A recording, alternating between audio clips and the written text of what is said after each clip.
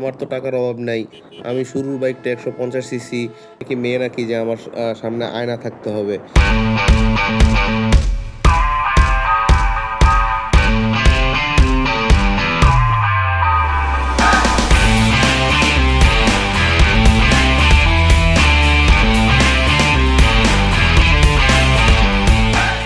Hey everyone, assalamu alaikum. This is Samsul Arfin Piyash and you are watching Noob Rider. Hope you guys are doing fine. Thumbnail এবং caption দেখে বুঝে গেছেন আজকে আমরা কী নিয়ে আলোচনা করব।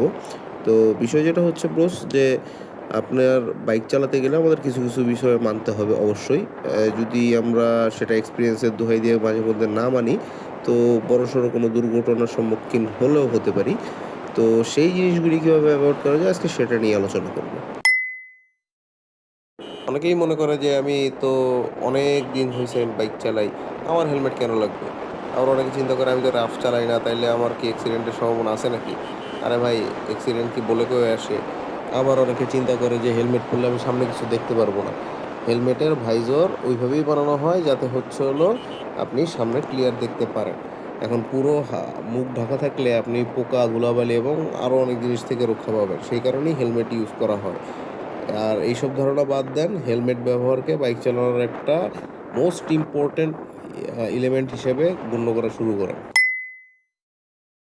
কে মনে করে আবার যে আমার তো টাকার অভাব নাই, আমি শুরুর বাইকটা 150 সিসি, এখন যেহেতু আবার হাই সিসি আসছে, আমি 350 250 এর নিচে আমি বাইক কিনবই না।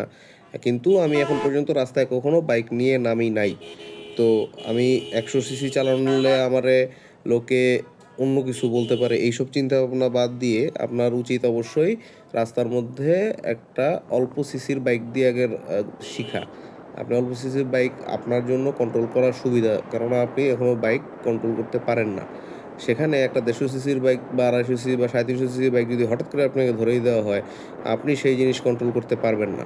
তো সবাই এটা চিন্তা করবেন আপনার বাবার টাকা আছে অনেক বা আপনার টাকা আছে অনেক, সেই জন্য যে খালি দামি বাইকই কিনতে হবে, this is not a good idea. Looking গ্লাসের ক্ষেত্রে অনেকে চিন্তা করে আমি ক্লাস 2 3 4 থেকে বাইক চালাই, আমার 15 20 বছর হয়ে গেছে বাইক চালানোর এক্সপিরিয়েন্স, লুকিং গ্লাস কি আমার লাগে কি নাকি। আমি কি মেয়ে, আবার অনেকে ভাবে আমি কি মেয়ে নাকি যে আমার সামনে আয়না থাকতে হবে। আবার অনেকে ভাবে লুকিং গ্লাস সেটা তো আমার বাইকের লুক নষ্ট করে দিচ্ছে, লুকিং গ্লাসের কী দরকার। বিষয় হলো যে আপনি রোডে টপ স্পিডের জিনিস না, আপনার গাড়ি টপ স্পিডের না, আপনার থেকেও হাই স্পিডের গাড়ি, বাস রাস্তায় আছে। সেটা যখন আপনাকে ক্রস করবে, তখন কি আপনাকে বলে কেউ ক্রস করবে? আপনার তো লুকিং গ্লাস দিয়ে দেখতে হবে। এবং আপনার যখন 120 30 আপনার বাইক চলে, আপনার পিছনে কোনো সাউন্ড শুনতে পারবেন না। যদি হর্ন না দিয়ে হুট করে আপনার পাশ দিয়ে কেউ চলে আসে, সেটা আপনার লুকিং গ্লাস দিয়ে আপনাকে লক্ষ্য রাখতে হবে। ইদানিং আবার অনেককে দেখি বাইকের মধ্যে হলার লাগায় বিকট শব্দ করে আপনার গর্জন করতে করতে রাস্তা দিয়ে ছুটে যাচ্ছে। তো তাদের ধারণা হইলো যে সবাই আমাকে খুব ভালো বলতেছে, আমার দিকে সবাই তাকায় থাকতেছে, মেয়েরা আমার প্রতি আকৃষ্ট হচ্ছে। কিন্তু ভাই, বিষয়টা হলো যে আপনাকে 10টা মানুষ যদি রাস্তায় থাকে, ওই 10 জনই আপনাকে গালি দিচ্ছে। এটা আমি 100% শিওর। ইভেন বাইকাররা পর্যন্ত আপনাকে গালি দিচ্ছে। তো আপনি এক্সট্রা সাউন্ড লাগাইলে যে আপনি অ্যাক্সিডেন্ট থেকে বেঁচে যাবেন, আপনার কোয়ালিটি হাই হয়ে যাবে, আপনাকে সবাই সম্মানের চোখে দেখবে, এই ধরনের কোনো বিষয় ভাই বাংলাদেশে নাই। আপনি যত বিকট শব্দের হলার লাগাবেন, আপনাকে তত বিকট ভাষায় মানুষ গালি দিবে।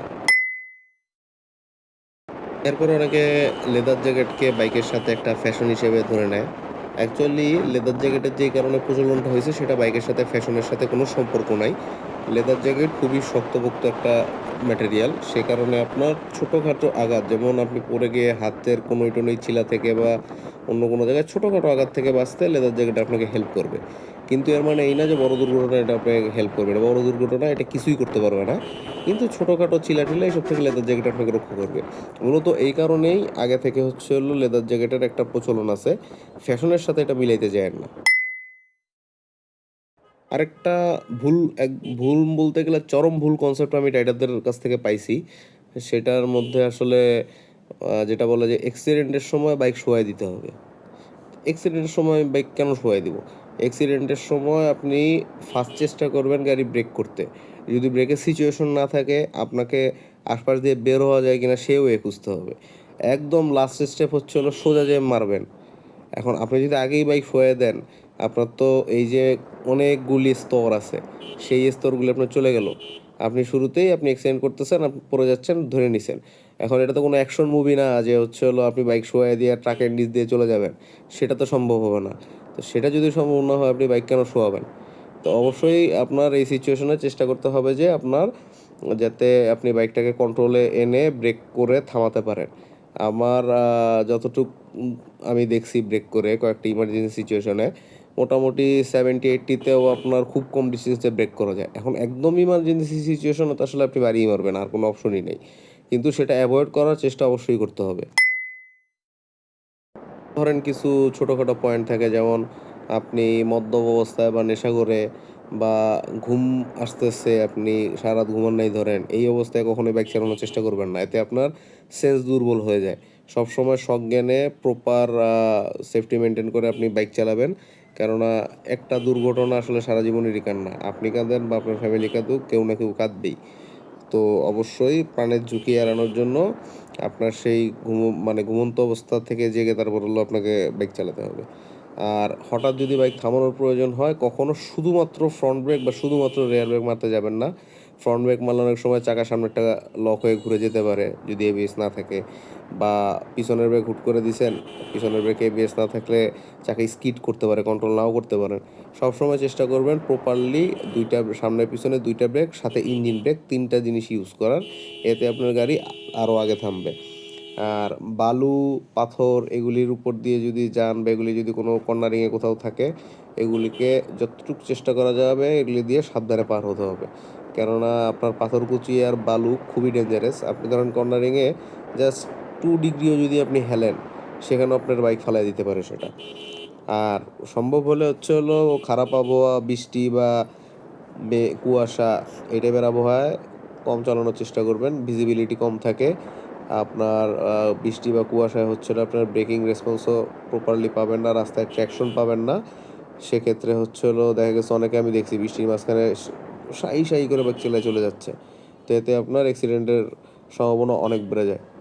তো এগুলি অ্যাভয়েড করার চেষ্টা করবেন, এবং আহ, আপনি এবং আপনার পরিবারের কথা চিন্তা করে হচ্ছে হলো বাইক চালাবেন, সাবধানে চালাবেন। আজকের ভিডিওটা এই পর্যন্তই, আর লং না করি, দেখা হবে সামনের কোনো ভিডিওতে। সেই পর্যন্ত সবাই ভালো থাকবেন, সুস্থ থাকবেন। খোদা হাফেজ।